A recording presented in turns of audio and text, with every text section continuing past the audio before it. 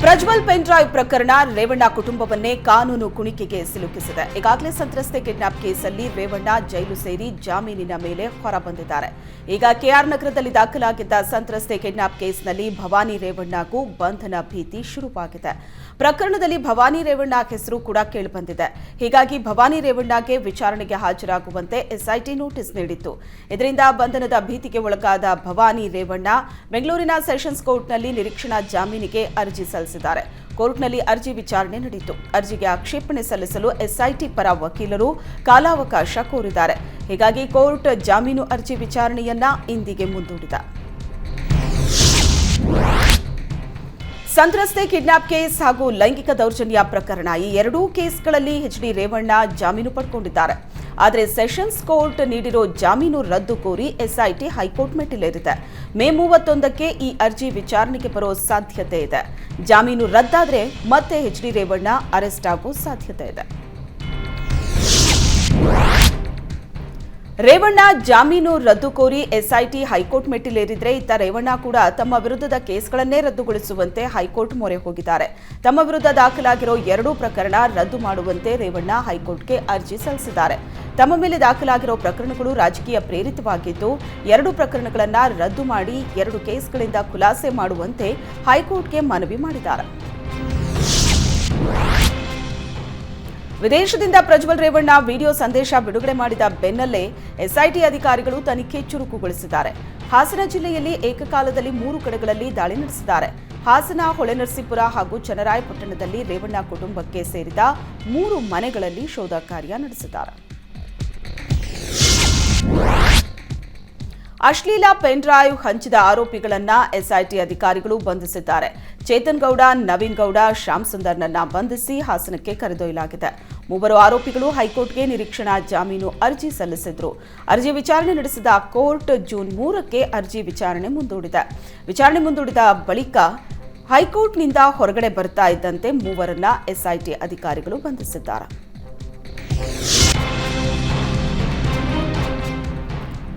ಪ್ರಜ್ವಲ್ ಪ್ರಕರಣದಿಂದ ದೇಶದಲ್ಲಿ ಕರ್ನಾಟಕ ತಲೆ ತಗ್ಗಿಸುವಂತೆ ಆಗಿದೆ. ಕಾಂಗ್ರೆಸ್ಗೂ ಇದಕ್ಕೂ ಸಂಬಂಧ ಇಲ್ಲ ಅಂತ ಡಿಕೆಶಿ ಹೇಳಿದ್ದಾರೆ. ಕುಮಾರಸ್ವಾಮಿ ನನಗೆ ಸಂಬಂಧವೇ ಇಲ್ಲ ಅಂತಾರೆ. ಆದ್ರಿಂದ ಪೆನ್ ಡ್ರೈವ್ ಕೇಸನ್ನ ಸಿಬಿಐಗೆ ಕೊಟ್ಟು ತನಿಖೆ ನಡೆಸಬೇಕು ಅಂತ ಈಶ್ವರಪ್ಪ ಆಗ್ರಹಿಸಿದ್ದಾರೆ. ವಾಲ್ಮೀಕಿ ನಿಗಮ ಅಧಿಕಾರಿ ಚಂದ್ರಶೇಖರ್ ಆತ್ಮಹತ್ಯೆ ಪ್ರಕರಣವನ್ನು ಸಿಐಡಿಗೆ ವಹಿಸಿ ಸರ್ಕಾರ ಆದೇಶ ಹೊರಡಿಸಿದೆ. ಈ ಕುರಿತು ಪರಿಶಿಷ್ಟ ಪಂಗಡ ಇಲಾಖೆ ಸಚಿವ ನಾಗೇಂದ್ರ ಮಾಹಿತಿ ನೀಡಿದ್ದಾರೆ. ಸಿಎಂ ಡಿಸಿಎಂ ಪ್ರಕರಣವನ್ನು ಗಂಭೀರವಾಗಿ ತೆಗೆದುಕೊಂಡಿದ್ದಾರೆ. ಹಣ ವರ್ಗಾವಣೆ ಆರೋಪದಡಿ ಅಧಿಕಾರಿಗಳ ವಿರುದ್ಧ ಎಫ್ಐಆರ್ ದಾಖಲಾಗಿದೆ. ತಪ್ಪಿತಸ್ಥರ ವಿರುದ್ಧ ಸೂಕ್ತ ಕ್ರಮ ಕೈಗೊಳ್ಳುವುದಾಗಿ ಸಚಿವ ನಾಗೇಂದ್ರ ಹೇಳಿದ್ದಾರೆ. ಸಂಜೆ 6 ಗಂಟೆಯ ಒಳಗೆ ಹಣ ವಾಪಸ್ ಬರಬೇಕು. ನನ್ನ ಗಮನಕ್ಕೆ ಬಾರದೆ ಅಧಿಕಾರಿಗಳು ಅವ್ಯವಹಾರ ಮಾಡಿದ್ದಾರೆ. ವರ್ಗಾವಣೆ ಆಗಿರೋ 50 ಕೋಟಿ ಹಣ ವಾಪಸ್ ಬರಬೇಕಿದೆ. ಹಣ ವಾಪಸ್ ಬರದಿದ್ರೆ ಅಧಿಕಾರಿಗಳ ವಿರುದ್ಧ ಕಠಿಣ ಕ್ರಮ ಕೈಗೊಳ್ಳುವುದಾಗಿ ಹೇಳಿದ್ದಾರೆ. ವಾಲ್ಮೀಕಿ ಅಭಿವೃದ್ಧಿ ನಿಗಮ ಅಧಿಕಾರಿ ಚಂದ್ರಶೇಖರ್ ಆತ್ಮಹತ್ಯೆ ಪ್ರಕರಣಕ್ಕೆ ಸಂಬಂಧಿಸಿದಂತೆ ಸರ್ಕಾರದ ವಿರುದ್ಧ ವಿಪಕ್ಷ ನಾಯಕ ಆರ್ ಅಶೋಕ್ ಕಿಡಿಕಾರಿದ್ದಾರೆ. ಇಡೀ ಸಚಿವ ಸಂಪುಟವೇ ಈ ಪ್ರಕರಣದಲ್ಲಿ ಪಾತ್ರಧಾರಿಯಾಗಿದೆ. ಒಬ್ಬ ಮಂತ್ರಿ 187 ಕೋಟಿ ಲೂಟಿ ಹೊಡೆಯೋದಕ್ಕಾಗಲ್ಲ. ಸಿಎಂ ಸಚಿವರೆಲ್ಲ ಸೇರಿ ಪ್ಲಾನ್ ಮಾಡಿ ಲೂಟಿ ಮಾಡಿದ್ದಾರೆ. ಸಿದ್ದರಾಮಯ್ಯ 1 ರೂಪಾಯಿಯೂ ಲಂಚ ತೆಗೆದುಕೊಳ್ಳಲ್ಲ ಅಂದಿದ್ರು. ಲಂಚ ಪಡೆದ್ರೆ ರಾಜೀನಾಮೆ ಕೊಡ್ತೀನಿ ಅಂದಿದ್ರು. ಈಗ ಚೆಕ್ ಮೂಲಕ 187 ಕೋಟಿ ಲಂಚ ಪಡೆಯಲಾಗಿದೆ. ಇವರೆಗೂ ಸಚಿವರ ವಿರುದ್ಧ ದೂರು ದಾಖಲಾಗಿಲ್ಲ ಯಾಕೆ ಅಂತ ಪ್ರಶ್ನಿಸಿದ್ದಾರೆ. ವಾಲ್ಮೀಕಿ ಪರಿಶಿಷ್ಟ ಪಂಗಡಗಳ ಅಭಿವೃದ್ಧಿ ನಿಗಮದ ಅಧೀಕ್ಷಕ ಚಂದ್ರಶೇಖರ್ ಆತ್ಮಹತ್ಯೆ ಪ್ರಕರಣ ರಾಜ್ಯದಲ್ಲಿ ದೊಡ್ಡ ಸಂಚಲನ ಸೃಷ್ಟಿಸಿದೆ. ಪ್ರಕರಣವನ್ನು ಬಿಜೆಪಿ ಗಂಭೀರವಾಗಿ ಪರಿಗಣಿಸಿದೆ. ನ್ಯಾಯ ಎತ್ತಿ ಹಿಡಿಯಲು, ಭ್ರಷ್ಟಾಚಾರ ಬಯಲಿಗೆಳೆಯಲು ಅಧಿಕಾರಿ ಆತ್ಮಹತ್ಯೆ ಮಾಡಿಕೊಂಡಿದ್ದಾರೆ. ಕೂಡಲೇ ಸಿಎಂ ಸ್ಥಾನಕ್ಕೆ ಸಿದ್ದರಾಮಯ್ಯ ರಾಜೀನಾಮೆ ನೀಡಬೇಕು ಅಂತ ಬಿಜೆಪಿ ಶಾಸಕ ಅಶ್ವಥ್ ನಾರಾಯಣ್ ಆಗ್ರಹಿಸಿದ್ದಾರೆ. ರಾಜ್ಯದಲ್ಲಿ ಹಣಕಾಸು ಖಾತೆ ಯಾರ ಕೈಯಲ್ಲಿದೆ? ನಮ್ಮ ಸರ್ಕಾರದ ಅವಧಿಯಲ್ಲಿ ಪೇ ಸಿಎಂ ಅಂತ ಕರೆದ್ರಲ್ವಾ, ಈಗ ರಾಜೀನಾಮೆ ಕೊಡಿ ಅಂತ ಒತ್ತಾಯಿಸಿದ್ರು. ರಾಜ್ಯ ಸರ್ಕಾರ ಭ್ರಷ್ಟಾಚಾರದಲ್ಲಿ ಮುಳುಗಿದೆ. ಈ ವಿಚಾರವು ಭ್ರಷ್ಟಾಚಾರಕ್ಕೆ ಹಿಡಿದ ಕೈಗನ್ನಡಿಯಂತಿದೆ. ಸಿಎಂ ಡಿಸಿಎಂ ಹಾಗೂ ಸಚಿವರಿಂದ ರಾಜ್ಯದ ಎಲ್ಲ ಅಧಿಕಾರಿಗಳು ಒತ್ತಡಕ್ಕೆ ಒಳಗಾಗಿರುವುದು ಗೊತ್ತಿದೆ. ಅಧಿಕಾರಿಗಳಿಂದ ಚೆಕ್ಗೆ ಸಹಿ ಹಾಕಿಸಿದ್ದಾರೆ. ಸರ್ಕಾರದ ಭ್ರಷ್ಟಾಚಾರಕ್ಕೆ ಅಧಿಕಾರಿ ಆತ್ಮಹತ್ಯೆಯೇ ಸಾಕ್ಷಿಯಾಗಿದೆ ಅಂತ ಅಶ್ವಥ್ ನಾರಾಯಣ್ ಕಿಡಿಕಾರಿದ್ರು. ಜೊತೆಗೆ ಅಧಿಕಾರಿಗಳ ಪರವಾಗಿ ಬಿಜೆಪಿ ಇದೆ, ಯಾರೂ ಆತ್ಮಹತ್ಯೆ ಮಾಡಿಕೊಳ್ಳದಿರಿ ಅಂತ ಮನವಿ ಮಾಡಿದರು. ವಾಲ್ಮೀಕಿ ನಿಗಮದ ಅಧಿಕಾರಿ ಚಂದ್ರಶೇಖರ್ ಡೆತ್ ನೋಟ್ ಆಘಾತಕಾರಿ ಸಂಗತಿಗಳನ್ನು ಹೊರಹಾಕಿದೆ. ಕಾಂಗ್ರೆಸ್ ಸರ್ಕಾರ ದಲಿತರಿಗೆ ಮೋಸ ವಂಚನೆ ಮಾಡಿದೆ ಅಂತ ಸರ್ಕಾರದ ವಿರುದ್ಧ ಮಾಜಿ ಸಚಿವ ಆರಗ ಜ್ಞಾನೇಂದ್ರ ಕಿಡಿಕಾರಿದ್ರು. ಪರಿಶಿಷ್ಟ ಪಂಗಡಕ್ಕೆ ಮೀಸಲಿಟ್ಟ 187 ಕೋಟಿ ಅಕ್ರಮ ಆಗಿದ್ದು 85 ಕೋಟಿಯಷ್ಟು ಅವ್ಯವಹಾರ ನಡೆದಿದೆ. ಹಗರಣಕ್ಕೆ ಕಾರಣರಾದವರ ಬಗ್ಗೆ ಡೆತ್ ನೋಟ್ನಲ್ಲಿ ಉಲ್ಲೇಖ ಇದೆ. ಸಚಿವರ ಕಚೇರಿಯ ಸಿಬ್ಬಂದಿ ಭಾಗಿ ಬಗ್ಗೆಯೂ ಬರೆದಿದ್ದಾರೆ. ಪ್ರಕರಣದ ಬಗ್ಗೆ ಸರಿಯಾದ ತನಿಖೆ ನಡೆಸಬೇಕು, ತಪ್ಪಿತಸ್ಥರನ್ನ ಬಂಧಿಸಿ ಕಾನೂನು ಕ್ರಮ ಕೈಗೊಳ್ಳಬೇಕು, ಸಚಿವರು ರಾಜೀನಾಮೆ ಕೊಡಬೇಕು ಅಂತ ಆರಗ ಜ್ಞಾನೇಂದ್ರ ಆಗ್ರಹಿಸಿದರು. ಕಾಂಗ್ರೆಸ್ ಪರಿಷತ್ ಟಿಕೆಟ್ ಫೈಟ್ ಹೈಕಮಾಂಡ್ ಅಂಗಳಕ್ಕೆ ತಲುಪಿದೆ. ಅಭ್ಯರ್ಥಿಗಳ ಪಟ್ಟಿ ಫೈನಲ್ಗೆ ಸಿದ್ದರಾಮಯ್ಯ, ಡಿಕೆಶಿ ದೆಹಲಿಗೆ ತೆರಳಿದ್ದಾರೆ. ಹೈಕಮಾಂಡ್ ನಾಯಕರ ಭೇಟಿಗೂ ಮುನ್ನ ಸಿಎಂ ಸಿದ್ದರಾಮಯ್ಯ ಮತ್ತು ಕಾಂಗ್ರೆಸ್ ರಾಜ್ಯ ಉಸ್ತುವಾರಿ ಸುರ್ಜೇವಾಲಾ ಚರ್ಚೆ ನಡೆಸಿದ್ದಾರೆ.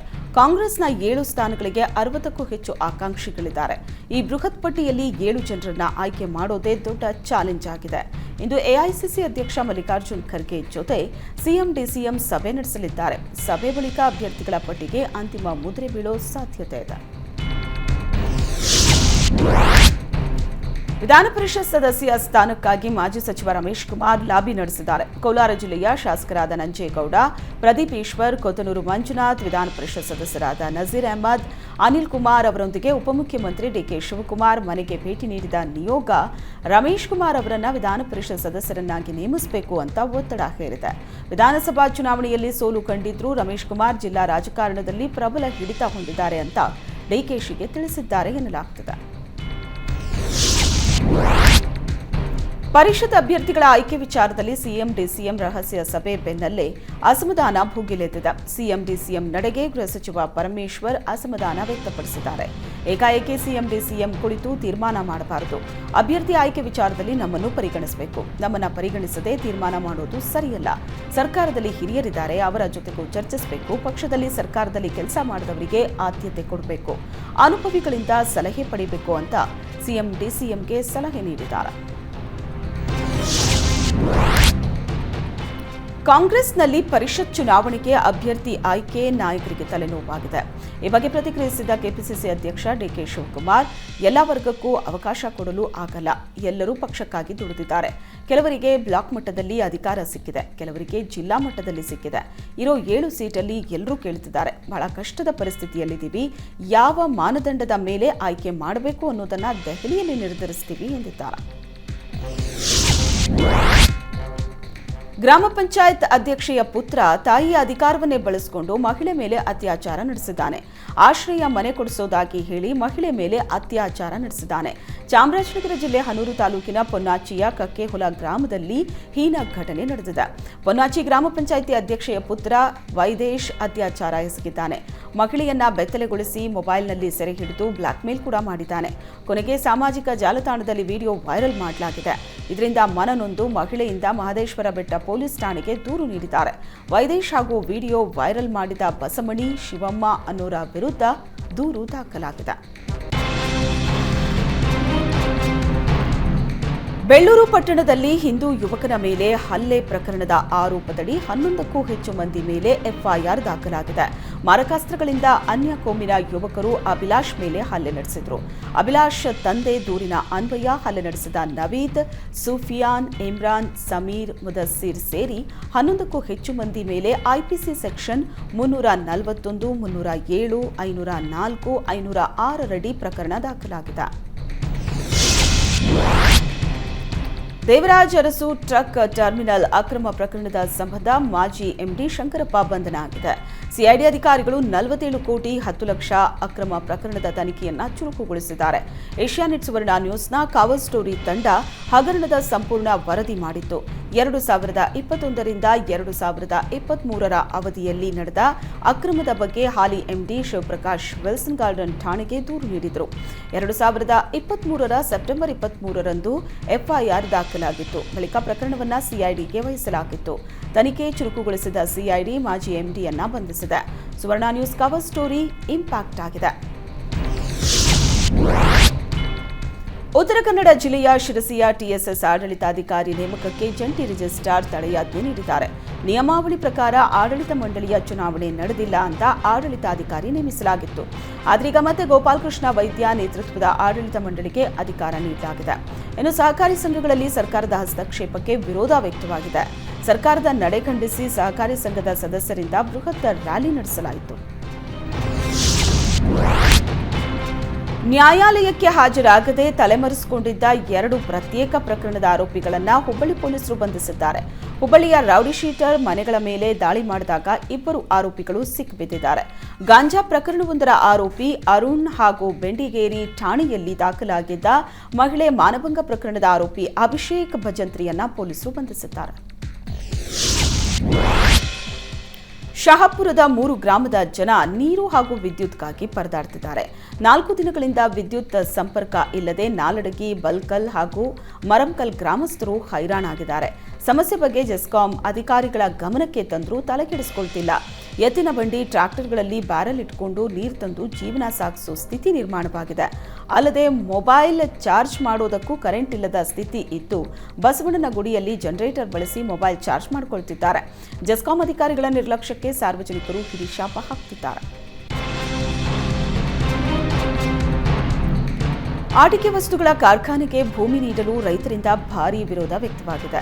ಏಕಸ್ ಎಸ್ಇಝೆಡ್ ಪ್ರೈವೇಟ್ ಲಿಮಿಟೆಡ್ ಕಂಪನಿ ಈಗಾಗಲೇ 400ಕ್ಕೂ ಅಧಿಕ ಎಕರೆ ಪ್ರದೇಶದಲ್ಲಿ ಕಾರ್ಖಾನೆ ನಿರ್ಮಿಸಿದೆ. ಈಗ ಮತ್ತೆ 57 ಎಕರೆ ಭೂಮಿ ಸ್ವಾಧೀನಕ್ಕೆ ಮುಂದಾಗಿದೆ. ಈ ಹಿನ್ನೆಲೆ ಕೆಐಎಡಿಬಿ ಮೂಲಕ ರೈತರಿಗೆ ನೋಟಿಸ್ ನೀಡಿದ್ದು, ಭೂಮಿ ನೀಡಲು ರೈತರು ವಿರೋಧ ವ್ಯಕ್ತಪಡಿಸಿದ್ದಾರೆ. 5 ವರ್ಷಗಳ ಹಿಂದೆ ಆಟಿಕೆ ಕಾರ್ಖಾನೆ ನಿರ್ಮಾಣ ಆಗಿದೆ. ಆದರೆ ಈವರೆಗೂ ಪೂರ್ಣ ಪ್ರಮಾಣದ ಆಟಿಕೆಗಳನ್ನು ಉತ್ಪಾದನೆ ಮಾಡಿಲ್ಲ. ಅಲ್ಲದೆ ಸ್ಥಳೀಯರಿಗೆ ಉದ್ಯೋಗವನ್ನು ನೀಡಿಲ್ಲ. ಉತ್ಪಾದನೆ ಆರಂಭಿಸದೆ ಮತ್ತೆ ಭೂ ಸ್ವಾಧೀನಕ್ಕೆ ಮುಂದಾದ ಕಾರ್ಖಾನೆ ಮಾಲೀಕರ ನಡೆಗೆ ವಿರೋಧ ವ್ಯಕ್ತವಾಗಿದೆ. ಯಾವುದೇ ಕಾರಣಕ್ಕೂ ಭೂಮಿ ನೀಡಲ್ಲ, ಭೂ ಸ್ವಾಧೀನಕ್ಕೆ ಮುಂದಾದರೆ ಹೋರಾಟ ಮಾಡೋದಾಗಿ ಎಚ್ಚರಿಕೆ ನೀಡಿದ್ದಾರೆ. ಕಾರ್ಖಾನೆಯ ರಾಸಾಯನಿಕಯುಕ್ತ ನೀರಿಗೆ ಬೇಸತ್ತ ರೈತರು ಕಾರ್ಖಾನೆ ಮಾಲೀಕರಿಗೆ ಎಚ್ಚರಿಕೆ ನೀಡಿದ್ದಾರೆ. ವರುಣ ಕ್ಷೇತ್ರದ ತಾಯೂರು ಗ್ರಾಮದಲ್ಲಿ ಘಟನೆ ನಡೆದಿದೆ.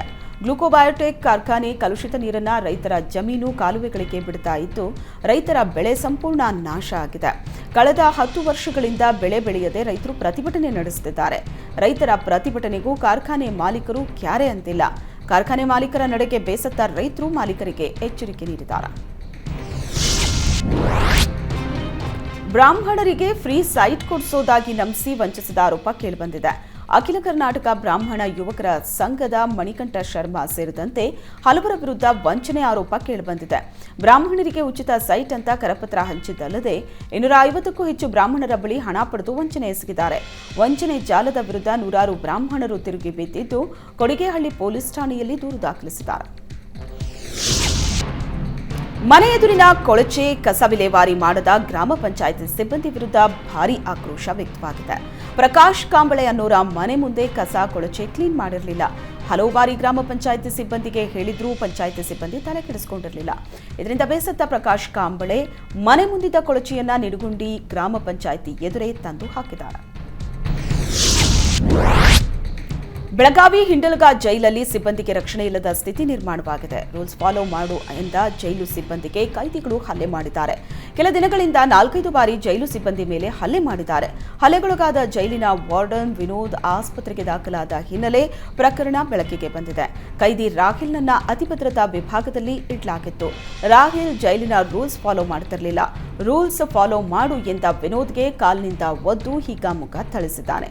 ಹಲವು ಬಾರಿ ಈ ರೀತಿಯಾಗಿದೆ, ಆದರೆ ಮೇಲಾಧಿಕಾರಿಗಳು ನಿರ್ಲಕ್ಷ್ಯ ವಹಿಸುತ್ತಿದ್ದಾರೆ ಅಂತ ಹಲ್ಲೆಗೊಳಗಾದ ಸಿಬ್ಬಂದಿ ಬೇಸರ ವ್ಯಕ್ತಪಡಿಸಿದ್ದಾರೆ. ಪತಿಯೇ ತನ್ನ ಪತ್ನಿಯನ್ನ ಭೀಕರವಾಗಿ ಹತ್ಯೆ ಮಾಡಿದ ಘಟನೆ ಕುಣಿಗಲ್ ತಾಲೂಕಿನ ಹೊಸಪೇಟೆಯಲ್ಲಿ ನಡೆದಿದೆ. 32 ವರ್ಷದ ಪುಷ್ಪ ಮೃತ ದುರ್ದೈವಿ. ಶಿವರಾಮ್ ಎಂಬಾತ ಪತ್ನಿ ಹಾಗೂ 8 ವರ್ಷದ ಮಗುವಿನೊಂದಿಗೆ ಬಾಡಿಗೆ ಮನೆಯಲ್ಲಿ ವಾಸವಿದ್ದ. ಮರದ ಸಾಮಿಲ್ನಲ್ಲಿ ಹೆಲ್ಪರ್ ಆಗಿ ಕೆಲಸ ಮಾಡುತ್ತಿದ್ದ.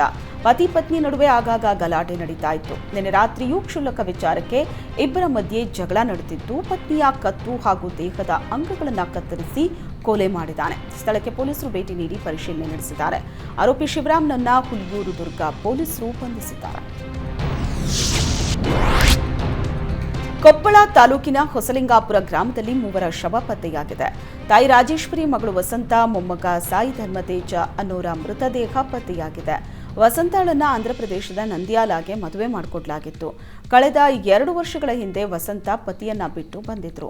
ಇತ್ತೀಚೆಗೆ ಅನ್ಯ ಧರ್ಮೀಯನ ಜೊತೆ ಮದುವೆ ಆಗಿದ್ರು. ತಾಯಿ ಸೇರಿದಂತೆ 3 ಅನುಮಾನಾಸ್ಪದವಾಗಿ ಮೃತಪಟ್ಟಿದ್ದಾರೆ. ಸಾವಿಗೆ ನಿಖರ ಕಾರಣ ತಿಳಿದು ಬಂದಿಲ್ಲ. ಸ್ಥಳಕ್ಕೆ ಮುನಿರಾಬಾದ್ ಪೊಲೀಸರು ವಿಧಿವಿಜ್ಞಾನ ತಂಡ ಭೇಟಿ ನೀಡಿ ಪರಿಶೀಲನೆ ನಡೆಸಿದ್ದಾರೆ. ಖಾಸಗಿ ಬಸ್ಸೊಂದು ಸೇತುವೆಯ ನದಿ ದಂಡೆಗೆ ಡಿಕ್ಕಿ ಹೊಡೆದ ಘಟನೆ ಉಡುಪಿ ಜಿಲ್ಲೆಯ ಕಲ್ಯಾಣಪುರ ಸೇತುವೆ ಬಳಿ ನಡೆದಿದೆ. ಅದೃಷ್ಟವಶಾತ್ ಪ್ರಯಾಣಿಕರು ಪ್ರಾಣಾಪಾಯದಿಂದ ಪಾರಾಗಿದ್ದಾರೆ. ಸೇತುವೆ ಕೆಳಗಡೆ ದೋಣಿಯಲ್ಲಿ ಮೀನುಗಾರಿಕೆ ಮಾಡ್ತಾ ಇದ್ದ ಶಂಕರನ್ನೂರ ಮೇಲೆ ಸಿಮೆಂಟ್ ಕಂಬದ ತುಂಡು ಬಿದ್ದು ಗಾಯ ಆಗಿದೆ. ಗಾಯಾಳುವನ್ನ ಆಸ್ಪತ್ರೆಗೆ ದಾಖಲಿಸಲಾಗಿದ್ದು ಸ್ವಲ್ಪದರಲ್ಲೇ ಭಾರೀ ದುರಂತವೊಂದು ತಪ್ಪಿದಂತಾಗಿದೆ. ಮಹಾರಾಷ್ಟ್ರ ಬ್ಯಾರೇಜ್ ನಿರ್ವಹಣೆಗಾಗಿ ಕರ್ನಾಟಕಕ್ಕೆ ನೀರು ಬಿಡ್ತಾ ಇದೆ. ಓವರ್ಫ್ಲೋ ಆಗಿ ಬ್ಯಾರೇಜ್ ಬಂದ್ ಆಗಬಾರ್ದು ಅನ್ನೋ ಕಾರಣಕ್ಕೆ ಮಹಾರಾಷ್ಟ್ರ ಕರ್ನಾಟಕಕ್ಕೆ ನೀರು ಬಿಡ್ತಾ ಇದೆ. ರಾಜಾಪುರ ಬ್ಯಾರೇಜ್ನ 4 ಗೇಟ್ ಓಪನ್ ಮಾಡಲಾಗಿದೆ. ಮಹಾರಾಷ್ಟ್ರದವರು ನೀರು ಬಿಟ್ಟು ಪ್ರಚಾರ ಪಡಿತಾರೆ ಅಂತ ಬ್ಯಾರೇಜ್ ಮೇಲೆ ನಿಂತು ರೈತನೊಬ್ಬ ವಿಡಿಯೋ ಮಾಡಿದ್ದಾನೆ. ನೀರಿನ ವಿಚಾರದಲ್ಲಿ ರಾಜಕೀಯ ವ್ಯಕ್ತಿಗಳು ತಮ್ಮ ಬೇಳೆ ಬೇಯಿಸಿಕೊಳ್ತಾರೆ. ತಾವೇ ನೀರು ಬಿಡಿಸಿದ್ದೀವಿ ಅಂತ ಜನರ ದಾರಿ ತಪ್ಪಿಸ್ತಾರೆ. ಅದನ್ನ ನಂಬಬೇಡಿ ಅಂತ ರೈತ ಸಂತೋಷ್ ಕಾಮತ್ ವಿಡಿಯೋ ಮಾಡಿ ಹರಿಬಿಟ್ಟಿದ್ದಾರೆ. ಸಮಾಜಮುಖಿ ಕೆಲಸದಲ್ಲಿ ತೊಡಗಿದ ನಟ ವಿನೋದ್ ರಾಜ್ ತಮ್ಮ ಸ್ವಂತ ಖರ್ಚಿನಲ್ಲಿ ರಸ್ತೆ ಗುಂಡಿ ಮುಚ್ಚಿಸುತ್ತಿದ್ದಾರೆ. ಈ ಹಿಂದೆ ಸಹ ನೆಲಮಂಗಲ ಟೋಲ್ನಿಂದ ಸೋಲದೇವನಹಳ್ಳಿವರೆಗೆ ರಸ್ತೆ ಗುಂಡಿ ಮುಚ್ಚಿಸಿದ್ರು. ಈಗ ಮತ್ತೆ ರಸ್ತೆಯಲ್ಲಿ ಗುಂಡಿ ಹೆಚ್ಚಾದ ಹಿನ್ನೆಲೆ ಹೊಸೊಂಡೆಕೊಪ್ಪ ಜನಸ್ನೇಹಿ ಆಶ್ರಮ ರಸ್ತೆಯಿಂದ ಬಾಣಸ್ವಾಡಿ ಮುಖ್ಯ ರಸ್ತೆಯ ಗುಂಡಿಗಳನ್ನ ಮುಚ್ಚಿಸ್ತಾ ಇದ್ದಾರೆ. ನಟ ವಿನೋದ್ ರಾಜ್ ಸಮಾಜಮುಖಿ ಕೆಲಸಕ್ಕೆ ಸಾರ್ವಜನಿಕರಿಂದ ಭಾರಿ ಮೆಚ್ಚುಗೆ ವ್ಯಕ್ತವಾಗ್ತಿದೆ. ಮೇವು ಅರಸಿ ಬಂದಿದ್ದ ಜಿಂಕೆಯೊಂದು ಬಾವಿಗೆ ಬಿದ್ದ ಘಟನೆ ತುಮಕೂರು ಜಿಲ್ಲೆಯ ಗುಬ್ಬಿ ತಾಲೂಕಿನ ಬೆಣಚಿನಕೆರೆಯಲ್ಲಿ ನಡೆದಿದೆ. ನಿನ್ನೆ ರಾತ್ರಿ ರೇಣುಕಯ್ಯ ಅನ್ನೋರ ಮನೆ ಬಳಿ ಬಂದಿದ್ದ ಜಿಂಕೆ ಬಾವಿಗೆ ಬಿದ್ದಿತ್ತು. ಪಾಳುಬಾವಿಯಲ್ಲಿ ಗರಿಗಳು ಬಿದ್ದಿದ್ದ ಹಿನ್ನೆಲೆ ಜಿಂಕೆ ಪ್ರಾಣಾಪಾಯದಿಂದ ಪಾರಾಗಿದೆ. ಸ್ಥಳಕ್ಕೆ ಅರಣ್ಯಾಧಿಕಾರಿಗಳು ಭೇಟಿ ನೀಡಿದ್ದು ಜಿಂಕೆ ರಕ್ಷಿಸಿದ್ದಾರೆ. ಪ್ರಜ್ವಲ್ ರೇವಣ್ಣ ಪೆನ್ಡ್ರೈವ್ ಪ್ರಕರಣದ ಎಫೆಕ್ಟ್ ಫೋಟೋಗ್ರಾಫರ್, ವಿಡಿಯೋಗ್ರಾಫರ್ಗಳಿಗೆ ತಟ್ಟಿದೆ. ರಾಯಚೂರಿನಲ್ಲಿ ಕೆಲ ಟ್ರಾವೆಲ್ ಏಜೆನ್ಸಿಗಳು ಪೆನ್ಡ್ರೈವ್ ಪಾರ್ಸಲ್ ಸೇವೆಯನ್ನೇ ಕ್ಯಾನ್ಸಲ್ ಮಾಡ್ತಿವೆ. ಟ್ರಾವೆಲ್ ಏಜೆನ್ಸಿಗಳ ನಡೆಯಿಂದ ಫೋಟೋಗ್ರಾಫರ್ಗಳಿಗೆ ಭಾರೀ ಸಂಕಷ್ಟ ಎದುರಾಗಿದೆ. ಇಷ್ಟು ದಿನ ರಾಯಚೂರಿನಿಂದ ಹಲವು ಜಿಲ್ಲೆಗಳಿಗೆ ಪೆನ್ಡ್ರೈವ್ ಪಾರ್ಸಲ್ ಮಾಡಲಾಗ್ತಾ ಇತ್ತು. ಆದರೆ ಈಗ ಬಸ್ಗಳಲ್ಲಿ ಪೆನ್ಡ್ರೈವ್ ಕೊಂಡೊಯ್ಯೋದಕ್ಕೆ ಡ್ರೈವರ್ಗಳು ಹಿಂದೇಟು ಹಾಕ್ತಿದ್ದಾರೆ. ಇದರಿಂದ ಫೋಟೋಗ್ರಾಫರ್ಗಳು ನಷ್ಟ ಅನುಭವಿಸುತ್ತಿದ್ದಾರೆ. ಐಪಿಎಲ್ ಮ್ಯಾಚ್ ನೋಡೋದಕ್ಕೆ ಬಂದವರ ಮೊಬೈಲ್ ಕಳ್ಳತನ ಮಾಡಿದ್ದ ಗ್ಯಾಂಗ್ ಅನ್ನ ಪೊಲೀಸರು ಬಂಧಿಸಿದ್ದಾರೆ. ಜನಸಂದಣಿ ಪ್ರದೇಶ ಐಪಿಎಲ್ ಮ್ಯಾಚ್ಗಳನ್ನೇ ಟಾರ್ಗೆಟ್ ಮಾಡ್ತಿದ್ದ ಕಳ್ಳರು ಫೋನ್ ಕಳ್ಳತನ ಮಾಡ್ತಾ ಇದ್ರು. ಸದ್ಯ ಅಂತಾರಾಜ್ಯ ಕಳ್ಳರ ಗ್ಯಾಂಗ್ ಅನ್ನ ಬಂಧಿಸಿದ್ದು, ಬಂಧಿತರಿಂದ 20 ಲಕ್ಷ ಮೌಲ್ಯದ 14 ಐಫೋನ್ ಸೇರಿದಂತೆ ಒಟ್ಟು 32 ಮೊಬೈಲ್ಗಳನ್ನು ವಶಕ್ಕೆ ಪಡೆಯಲಾಗಿದೆ. ವಿಶ್ರಾಂತಿ ತಾಣವಾಗಬೇಕಿದ್ದ ಪಾರ್ಕ್ ಹುಮನಾಬಾದ್ ಪುರಸಭೆ ಅಧಿಕಾರಿಗಳ ನಿರ್ಲಕ್ಷ್ಯದಿಂದ ಸಂಪೂರ್ಣ ಪಾಳು ಬಿದ್ದಿದೆ. ವಡ್ಡರ್ಗಲ್ಲಿಯಲ್ಲಿರೋ ಪಾರ್ಕ್ ದಿನನಿತ್ಯ ವಾಯುವಿಹಾರಿಗಳಿಗೆ ಸುಸಜ್ಜಿತ ಪಾರ್ಕ್ ಆಗಿತ್ತು. ಆದರೆ ಕೆಲ ದಿನಗಳಿಂದ ಪಾರ್ಕಿನಲ್ಲಿ ಅನೈತಿಕ ಚಟುವಟಿಕೆಗಳು ನಡೀತಾ ಇದ್ದು ಪುಂಡಪೋಖ್ರಿಗಳ ಅಡ್ಡೆಯಾಗಿ ಮಾರ್ಪಾಡಾಗಿದೆ. ಪಾರ್ಕ್ನಲ್ಲೇ ವಡ್ಡರಗಲ್ಲಿಯ ವಾರ್ಡ್ 21ರ ಅಂಗನವಾಡಿ ಕೇಂದ್ರ ಇದ್ದು ಅಲ್ಲಿಗೆ ಬರೋ ಮಕ್ಕಳು beer bottle, cigarette, gutka packet ದಾಟಿಕೊಂಡೇ ಬರುವಂತಾಗಿದೆ. ಪುರಸಭೆ ಅಧಿಕಾರಿಗಳ ನಿರ್ಲಕ್ಷ್ಯದಿಂದ ವ್ಯಾಯಾಮ ಪರಿಕರಗಳ ಸುತ್ತಲೂ ಗಿಡಗಂಟಿಗಳು ಬೆಳೆದಿದ್ದು ಹತ್ತಿರವೂ ಸುಳಿಯದಂಥ ಪರಿಸ್ಥಿತಿ ನಿರ್ಮಾಣವಾಗಿದೆ. ಪಾರ್ಕ್ ಅಭಿವೃದ್ಧಿ, ಸ್ವಚ್ಛತೆ ಮಾಡೋ ಮೂಲಕ ಮತ್ತೆ ಪಾರ್ಕನ್ನ ಮೊದಲಿನ ರೀತಿಯಂತೆ ಸಾರ್ವಜನಿಕರು ಬಳಕೆಗೆ ಅನುಕೂಲವಾಗುವಂತೆ ಮಾಡಬೇಕು ಅಂತ ಸ್ಥಳೀಯರು ಒತ್ತಾಯಿಸುತ್ತಿದ್ದಾರೆ. ಯುವತಿಯರ ಫೋಟೋ ಮಾರ್ಫ್ ಮಾಡಿ ಇನ್ಸ್ಟಾಗ್ರಾಂನಲ್ಲಿ ಹರಿಬಿಡುತ್ತಿದ್ದ ಯುವಕನನ್ನ ಬಂಧಿಸಲಾಗಿದೆ. ಈಶಾನ್ಯ ವಿಭಾಗದ ಸೈಬರ್ ಕ್ರೈಂ ಪೊಲೀಸರು ಆರೋಪಿಯನ್ನ ಬಂಧಿಸುವಲ್ಲಿ ಯಶಸ್ವಿಯಾಗಿದ್ದಾರೆ. ಇತ್ತೀಚೆಗೆ 15 ವರ್ಷದ ಬಾಲಕಿಯೊಬ್ಬಳ ಫೋಟೋ ಮಾರ್ಫ್ ಮಾಡಿದ್ದ. ಈ ಬಗ್ಗೆ ಪೋಷಕರಿಂದ ಈಶಾನ್ಯ ವಿಭಾಗ ಸೈಬರ್ ಕ್ರೈಂ ಠಾಣೆಗೆ ದೂರು ನೀಡಲಾಗಿತ್ತು. ತನಿಖೆ ನಡೆಸಿದ ಪೊಲೀಸರು ಆರೋಪಿಯನ್ನ ಬಂಧಿಸಿದ್ದು, ಬಂಧಿತನಿಂದ 3 ಮೊಬೈಲ್ಗಳನ್ನು ಜಪ್ತಿ ಮಾಡಲಾಗಿದೆ. ಬಾಲಿವುಡ್ ಬೆಡಗಿ ಶಿಲ್ಪಾ ಶೆಟ್ಟಿ ದಕ್ಷಿಣ ಕಾಶಿ ನಂಜನಗೂಡಿಗೆ ಭೇಟಿ ನೀಡಿದ್ರು. ಶ್ರೀಕಂಠೇಶ್ವರನ ದರ್ಶನ ಪಡೆದ ಶಿಲ್ಪಾ ಶೆಟ್ಟಿ ದೇವಸ್ಥಾನದ ಆವರಣದಲ್ಲಿ ಅರ್ಧ ಗಂಟೆಗೂ ಹೆಚ್ಚು ಕಾಲ ಕಳೆದಿದ್ದಾರೆ. ಶ್ರೀಕಂಠೇಶ್ವರನ ದರ್ಶನ ಪಡೆದ ಬಳಿಕ ದೇವಾಲಯದ ಆವರಣದಲ್ಲಿ ಪದ್ಮಾಸನದಲ್ಲಿ ಕುಳಿತು ಕೆಲ ಕಾಲ ಧ್ಯಾನ ಮಾಡಿದ್ರು. ಮೂಲತಃ ಕರ್ನಾಟಕದವರೇ ಆದ ಶಿಲ್ಪಾ ಶೆಟ್ಟಿ ಬಾಲಿವುಡ್ನಲ್ಲಿ ಮಿಂಚಿದ್ರು. ಕೆಲವು ರಿಯಾಲಿಟಿ ಶೋನಲ್ಲೂ ಸಕ್ರಿಯರಾಗಿದ್ದಾರೆ. ಬ್ಯುಸಿ ಸ್ಕೆಡ್ಯೂಲ್ ಮಧ್ಯೆ ಶ್ರೀಕಂಠೇಶ್ವರನ ದರ್ಶನ ಪಡೆಯುವುದಕ್ಕೆ ನಂಜನಗೂಡಿಗೆ ಬಂದಿದ್ರು. ರಾಜ್ಯದಲ್ಲಿ ಒಂದು ವಾರ ಎಣ್ಣೆ ಅಂಗಡಿಗಳು ಕ್ಲೋಸ್ ಆಗಲಿವೆ. ಹೌದು, ಲೋಕಸಭೆ ಫಲಿತಾಂಶ ಮತ್ತು ಪರಿಷತ್ ಚುನಾವಣೆ ಹಿನ್ನೆಲೆ ಜೂನ್ 31ರಿಂದ ರಾಜ್ಯದಲ್ಲಿ ಬಾರ್ಗಳನ್ನು ಕ್ಲೋಸ್ ಮಾಡುವುದಕ್ಕೆ ಸರ್ಕಾರ ಆದೇಶಿಸಿತ್ತು. ಸರ್ಕಾರದ ಆದೇಶಕ್ಕೆ federation of wine merchants association ಆಕ್ಷೇಪ ವ್ಯಕ್ತಪಡಿಸಿದೆ. ಇತ್ತೀಚೆಗೆ ಮತದಾನ ಮುಗಿದ ಬಳಿಕವೂ ಮದ್ಯ ನಿಷೇಧ ಆದೇಶ ಹೊರಡಿಸಲಾಗುತ್ತಿದೆ. ಮದ್ಯ ನಿಷೇಧಿಸುವ ಹಿನ್ನೆಲೆ ಸನ್ನದುದಾರರಿಗೆ ಮಾತ್ರವಲ್ಲದೆ ಸರ್ಕಾರಕ್ಕೂ ಆದಾಯ ನಷ್ಟವಾಗುತ್ತದೆ. ಶಿಕ್ಷಕರ ಮತ್ತು ಪದವೀಧರರ ಕ್ಷೇತ್ರಗಳಲ್ಲಿ ಸೀಮಿತ ಸಂಖ್ಯೆಯ ಮತದಾರರಿದ್ದಾರೆ. ಮತದಾನದ ದಿನ, ಮತದಾನದ ಸಮಯದವರೆಗೆ ಮಾತ್ರ ಮದ್ಯದಂಗಡಿ ಬಂದ್ ಮಾಡಿ ಮತದಾನ ಮುಗಿದ ನಂತರ ಅಂಗಡಿ ತೆರೆಯಲು ಅವಕಾಶ ನೀಡಬೇಕು. ಇದಲ್ಲದೆ ಮತ ಎಣಿಕೆ ದಿನದಂದು ಮತ ಎಣಿಕೆ ಕೇಂದ್ರದ 3 ಕಿಲೋಮೀಟರ್ ವ್ಯಾಪ್ತಿಯ ಒಳಗಿರೋ ಸನ್ನದುಗಳನ್ನು ಮಾತ್ರ ಬಂದ್ ಮಾಡಬೇಕು ಅಂತ ಮನವಿ ಮಾಡಿಕೊಳ್ಳಲಾಗಿದೆ. ವೀರ ಸಾವರ್ಕರ್ ಮೇಲ್ಸೇತುವೆಗೆ ಮಸಿ ಬಳಿದ ಮೂವರನ್ನ ಯಲಹಂಕ ನ್ಯೂಟೌನ್ ಠಾಣೆ ಪೊಲೀಸರು ಬಂಧಿಸಿದ್ದಾರೆ. ಪ್ರವೀಣ್, ರಕ್ಷರಾಜ್, ನಿಶ್ಚಿತ್ ಗೌಡ ಬಂಧಿತರು. ವೀರ ಸಾವರ್ಕರ್ ಮೇಲ್ಸೇತುವೆ ಬಂದ್ ಮಾಡಿ ಎನ್ಎಸ್ಯುಐ ಕಾರ್ಯಕರ್ತರು ಮಸಿ ಬಳಿದಿದ್ದಾರೆ. ಮಸಿ ಬಳಿದ ಮೂವರನ್ನ ಪೊಲೀಸರು ಬಂಧಿಸಿದ್ದಾರೆ. ಕೆಐಎಡಿಬಿ ಭೂಸ್ವಾಧೀನಕ್ಕೆ ರೈತರು ಆಕ್ರೋಶವನ್ನ ವ್ಯಕ್ತಪಡಿಸಿದ್ದಾರೆ. ಹನುಮಂತಪುರ, ಬಿದಲೂರು, ಕೋಡಿಪಾಳ್ಯ ರೈತರು ರಾಷ್ಟ್ರೀಯ ಹೆದ್ದಾರಿಯನ್ನ ತಡೆದು ಪ್ರತಿಭಟನೆ ನಡೆಸಿ ಅಧಿಕಾರಿಗಳ ವಿರುದ್ಧ ಕಿಡಿಕಾರಿದ್ದಾರೆ.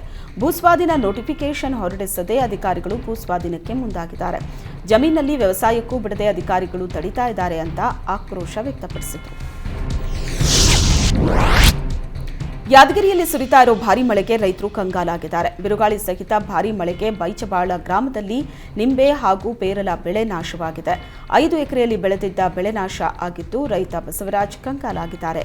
ಸೂಕ್ತ ಪರಿಹಾರ ನೀಡುವಂತೆ ಸರ್ಕಾರಕ್ಕೆ ರೈತ ಬಸವರಾಜ್ ಮನವಿ ಮಾಡಿದ್ದಾರೆ.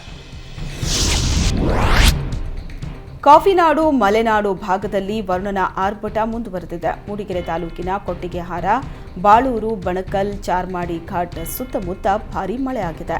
ಭಾರೀ ಗಾಳಿಯ ಜೊತೆಗೆ ಸುರಿತಾ ಇರೋ ಧಾರಾಕಾರ ಮಳೆಯಿಂದ ಚಾರ್ಮಾಡಿ ಘಾಟ್ನಲ್ಲಿ ವಾಹನ ಸವಾರರು ಪರದಾಟ ನಡೆಸಿದರು.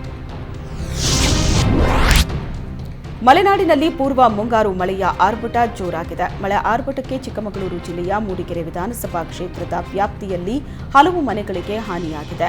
ಮನೆಗಳಿಗೆ ಹಾನಿ ಪ್ರದೇಶಕ್ಕೆ ಶಾಸಕಿ ನಯನಾಮೂಟಮ್ಮ ಭೇಟಿ ನೀಡಿ ಪರಿಶೀಲನೆ ನಡೆಸಿದರು. ಮಳೆಯಿಂದ ಹಾನಿಗೊಳಗಾದ ಮನೆಗಳನ್ನು ವೀಕ್ಷಿಸಿ ಸಂತ್ರಸ್ತರಿಗೆ ಸಾಂತ್ವನ ಹೇಳಿ ಪರಿಹಾರ ಒದಗಿಸೋ ಭರವಸೆ ನೀಡಿದರು. ಮಳೆಯಿಂದ ಹಾನಿಗೊಳಗಾದ ಮನೆಗಳ ದುರಸ್ತಿಗೆ ತಿಂಗಳ ಅಂತ್ಯದ ಒಳಗೆ ಪರಿಹಾರ ಒದಗಿಸುವುದಾಗಿ ಶಾಸಕಿ ಭರವಸೆ ನೀಡಿದ್ದಾರೆ. ಗದಗ ನಗರದ ಎಪಿಎಂಸಿ ಬಳಿ ಇರೋ ರೈತ ಸಂಪರ್ಕ ಕೇಂದ್ರದಲ್ಲಿ ಕಳಪೆ ಬಿತ್ತನೆ ಬೀಜ ಪೂರೈಕೆಯಾಗಿದೆ ಅಂತ ರೈತರು ಆಕ್ರೋಶ ವ್ಯಕ್ತಪಡಿಸಿದ್ದಾರೆ. ರೈತ ಸಂಪರ್ಕ ಕೇಂದ್ರದಲ್ಲಿ ಗುಣಮಟ್ಟದ ಹೆಸರು ಬೀಜ ಪೂರೈಕೆ ಆಗ್ತಾ ಇಲ್ಲ. ಈ ಬಗ್ಗೆ ಅಧಿಕಾರಿಗಳನ್ನ ಕೇಳಿದ್ರೆ ಕಳೆದ ವರ್ಷ ಬರಗಾಲವಿದ್ದ ಹಿನ್ನೆಲೆ ಬೀಜ ಮಾರಾಟವಾಗಿಲ್ಲ. ಕಳೆದ ವರ್ಷದ ಬೀಜಗಳನ್ನು ಸಂಸ್ಕರಿಸಿ ರೈತರಿಗೆ ನೀಡಲಾಗ್ತಾ ಇದೆ. ಮೊಳಕೆ ಪ್ರಮಾಣ ಪರೀಕ್ಷಿಸಿ ಬೀಜ ನಿಗಮದಿಂದ ಬೀಜ ಪೂರೈಕೆಯಾಗಿದೆ. ಸಂಸ್ಕರಿಸಿ ಕೆಮಿಕಲ್ ಟ್ರೀಟ್ ಆಗಿ ಬಂದಿದ್ದಕ್ಕೆ ಬೂದು ಬಣ್ಣ ಕಾಣುತ್ತೆ. ಉತ್ತಮ ಗುಣಮಟ್ಟದ ಬೀಜ ಪೂರೈಕೆಯಾಗಿದ್ದು ರೈತರು ನಿರ್ಭೀತಿಯಿಂದ ಬೀಜ ಖರೀದಿಸಿ ಬಿತ್ತನೆ ಮಾಡಬಹುದು ಅಂತ ಕೃಷಿ ಇಲಾಖೆ ಜಂಟಿ ನಿರ್ದೇಶಕಿ ತಾರಾಮಣಿ ಸ್ಪಷ್ಟನೆ ನೀಡಿದ್ದಾರೆ.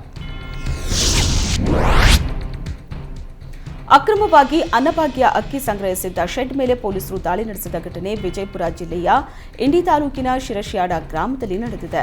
ಹನುಮಂತರಾಯಗೌಡ ಪಾಟೀಲ್ ಎಂಬಾತ ಜಮೀನಿನ ಶೆಡ್ನಲ್ಲಿ ಲಕ್ಷಾಂತರ ರೂಪಾಯಿ ಮೌಲ್ಯದ ಅನ್ನಭಾಗ್ಯ ಅಕ್ಕಿ ಸಂಗ್ರಹಿಸಿದ್ದ. ಖಚಿತ ಮಾಹಿತಿ ಮೇರೆಗೆ ದಾಳಿ ನಡೆಸಿದ ಪೊಲೀಸರು 1,89,000 ಮೌಲ್ಯದ 8,230 ಅಕ್ಕಿ ಮೂಟೆಗಳನ್ನು ವಶಕ್ಕೆ ಪಡೆದಿದ್ದಾರೆ. ಅಕ್ಕಿ ಸಂಗ್ರಹಣೆಗಾಗಿ ಇದ್ದ ವಾಹನವನ್ನು ವಶಕ್ಕೆ ಪಡೆದಿದ್ದಾರೆ. ಅಕ್ರಮವಾಗಿ ಅಕ್ಕಿ ಸಂಗ್ರಹಿಸಿ ಮಾರಾಟದಲ್ಲಿ ತೊಡಗಿದ್ದ ಹನುಮಂತಗೌಡನನ್ನ ಪೊಲೀಸರು ಬಂಧಿಸಿ ಜೈಲಿಗೆ ಕಟ್ಟಿದ್ದಾರೆ. ಇಡೀ ದೇಶಾದ್ಯಂತ ಸುದ್ದಿಯಾಗಿದ್ದ ಪುಣೆ ಅಗರ್ವಾಲ್ ಕುಟುಂಬದ ಪೋರ್ಷೆ ಅಪಘಾತದ ಸಿಬಿಐ ತನಿಖೆ ಮಾಡಬೇಕು ಅಂತ ಕಾಂಗ್ರೆಸ್ ನಾಯಕರು ಆಗ್ರಹಿಸಿದ್ದಾರೆ. ಜೊತೆಗೆ ಮಹಾರಾಷ್ಟ್ರದ ಉಪಮುಖ್ಯಮಂತ್ರಿ ದೇವೇಂದ್ರ ಫಡ್ನವೀಸ್ ರಾಜೀನಾಮೆಗೂ ಕಾಂಗ್ರೆಸ್ ಒತ್ತಾಯಿಸಿದೆ. ಪುಣೆಯಲ್ಲಿ ನಡೆದ ಪೋರ್ಷೆ ಕಾರು ಅಪಘಾತದ ಕುರಿತು ಮೊದಲ ಬಾರಿಗೆ ಮಹಾರಾಷ್ಟ್ರ ಮುಖ್ಯಮಂತ್ರಿ ಏಕನಾಥ್ ಶಿಂದೆ ಪ್ರತಿಕ್ರಿಯಿಸಿದ್ದಾರೆ. ಮಹಾರಾಷ್ಟ್ರ ಸರ್ಕಾರ ಈ ಅಪಘಾತದ ಕುರಿತು ಕಠಿಣ ಕ್ರಮ ಕೈಗೊಳ್ಳುತ್ತಿಲ್ಲ, ಅಪರಾಧಿಗಳನ್ನು ಬಚಾವ್ ಮಾಡೋದಕ್ಕೆ ನೋಡುತ್ತಿದೆ ಅಂತ ವಿಪಕ್ಷಗಳು ಆರೋಪಿಸಿದ್ವು. ಈ ಬೆನ್ನಲ್ಲೇ ಸಿಎಂ ಏಕನಾಥ್ ಶಿಂದೆ ಮಾಧ್ಯಮಗಳಿಗೆ ಹೇಳಿಕೆ ನೀಡಿದ್ದಾರೆ. ಎಷ್ಟೇ ಶ್ರೀಮಂತನಾಗಿರಲಿ ಅಥವಾ ಬಡವನಾಗಿರಲಿ ಕಾನೂನು ಎಲ್ಲರಿಗೂ ಸಮಾನವಾಗಿರುತ್ತೆ. ತಪ್ಪು ಮಾಡಿದ ಯಾರನ್ನೂ ಸುಮ್ಮನೆ ಬಿಡೋದಿಲ್ಲ. ತಪ್ಪಿತಸ್ಥರ ವಿರುದ್ಧ ನಾನು ಕಠಿಣ ಕ್ರಮಕ್ಕೆ ಆದೇಶಿಸಿದ್ದೇನೆ ಅಂದರು. ಭಗವಾನ್ ರಾಮನಿಗೆ ಮಂದಿರ ಕಟ್ಟಿ ರಾಮನನ್ನ ಮಂದಿರದ ಒಳಗೆ ಕರೆತಂದವರನ್ನ ಮತ್ತೆ ಅಧಿಕಾರಕ್ಕೆ ತರಲು ಜನರು ನಿರ್ಧರಿಸಿದ್ದಾರೆ. ರಾಮನ ಭಕ್ತ ಮಾತ್ರ ದೆಹಲಿಯ ಸಿಂಹಾಸನದಲ್ಲಿ ಕೂತ್ಕೋತಾನೆ ಅಂತ ಉತ್ತರ ಪ್ರದೇಶದ ಮುಖ್ಯಮಂತ್ರಿ ಯೋಗಿ ಆದಿತ್ಯನಾಥ್ ಹೇಳಿದ್ದಾರೆ. ಲೋಕಸಭೆ ಚುನಾವಣೆಯು ರಾಮ ಭಕ್ತರು ಮತ್ತು ರಾಮದ್ರೋಹಿಗಳ ನಡುವಿನ ಯುದ್ಧವಾಗಿದೆ. ರಾಮ ಭಕ್ತ ಮಾತ್ರ ದೆಹಲಿಯ ಸಿಂಹಾಸನದಲ್ಲಿ ಆಳ್ವಿಕೆ ನಡೆಸುತ್ತಾನೆ ಅಂತ ಹೇಳಿದ್ದಾರೆ. ಜನರು ಭಗವಾನ್ ರಾಮನನ್ನ ಕರೆತರಲು ನಿರ್ಧರಿಸಿದ್ದಾರೆ. ಗೋರಖ್ಪುರ ನಮ್ಮ ಪಕ್ಷದಲ್ಲಿ ವಿಶೇಷ ಪ್ರಾಮುಖ್ಯತೆಯನ್ನ ಹೊಂದಿದೆ. ಯಾಕಂದ್ರೆ ವೀರ್ ಬಹದ್ದೂರ್ ಸಿಂಗ್ ಮುಖ್ಯಮಂತ್ರಿಯಾಗಿದ್ದಾಗ 1986ರಲ್ಲಿ ರಾಮ ಮಂದಿರದ ಬೀಗವನ್ನ ಈ ಸ್ಥಳದಿಂದ ತೆರೆಯಲಾಯಿತು.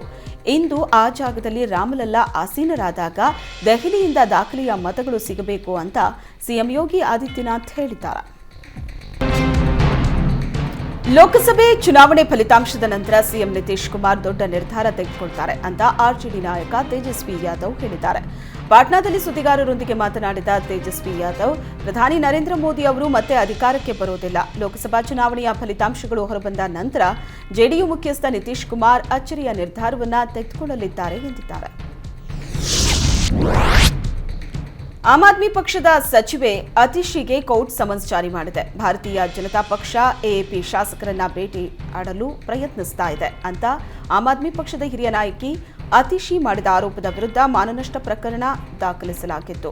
ಮೇ 29ರಂದು ಕೋರ್ಟ್ಗೆ ಹಾಜರಾಗುವಂತೆ ಅತಿಶಿಗೆ ನ್ಯಾಯಾಲಯ ತಿಳಿಸಿದೆ. ಬಿಜೆಪಿ ನಾಯಕರೊಬ್ಬರು ತಮ್ಮನ್ನ ಪಕ್ಷಕ್ಕೆ ಸೇರಿಸಲು ಲಂಚ ಪಡೆದಿದ್ದಾರೆ ಅಂತ ಅತಿಶಿ ಆರೋಪಿಸಿದ ನಂತರ ಭಾರತೀಯ ಚುನಾವಣಾ ಆಯೋಗ ನೋಟಿಸ್ ನೀಡಿತ್ತು. ಬಿಜೆಪಿ ಸೇರಲು ನಿರಾಕರಿಸಿದ್ರೆ ಜಾರಿ ನಿರ್ದೇಶನಾಲಯ ತನ್ನನ್ನು ಬಂಧಿಸುವುದಾಗಿಯೂ ಅತಿಶಿ ಹೇಳಿಕೊಂಡಿದ್ರು. ತೆಲಂಗಾಣ ಫೋನ್ ಟ್ಯಾಪಿಂಗ್ ಪ್ರಕರಣದ ತನಿಖೆ ವೇಳೆ ಮತ್ತೊಂದು ಸ್ಫೋಟಕ ವಿಚಾರ ಬೆಳಕಿಗೆ ಬಂದಿದೆ. ಆಗಿನ ಮುಖ್ಯಮಂತ್ರಿ ಕೆ ಚಂದ್ರಶೇಖರ್ ಬಿಜೆಪಿಯ ಹಿರಿಯ ನಾಯಕ ಬಿಎಲ್ ಸಂತೋಷ್ ಬಂಧಿಸುವ ಮೂಲಕ ಬಿಜೆಪಿ ಮೇಲೆ ಒತ್ತಡ ಹೇರಲು ಬಯಸಿದ್ರು ಅಂತ ಮಾಜಿ ಉಪ police commissioner P Radhakrishna Rao 6 ಪುಟಗಳ ತಪ್ಪೊಪ್ಪಿಗೆಯಲ್ಲಿ ಈ ಆರೋಪಗಳನ್ನು ಮಾಡಿದ್ದಾರೆ. ಬಿಎಲ್ ಸಂತೋಷ್ ಅವರನ್ನ ಒಂದು ವೇಳೆ ಬಂಧಿಸಿದ್ರೆ ಆ ನೆಪದಲ್ಲಿ ದೆಹಲಿ ಅಕ್ರಮ ಮದ್ಯ ನೀತಿ ಪ್ರಕರಣದಲ್ಲಿ ಭಾಗಿಯಾಗಿ ಜಾರಿ ನಿರ್ದೇಶನಾಲಯದಿಂದ ಬಂಧನಕ್ಕೆ ಒಳಗಾಗಿದ್ದ ತಮ್ಮ ಮಗಳು ಕೆ ಕವಿತಾ ಬಿಡುಗಡೆ ಮಾಡಲು ಒತ್ತಡ ಹೇರಬಹುದು ಅನ್ನೋದು ಕೆಸಿಆರ್ ಪ್ಲಾನ್ ಆಗಿತ್ತು ಎನ್ನಲಾಗಿದೆ.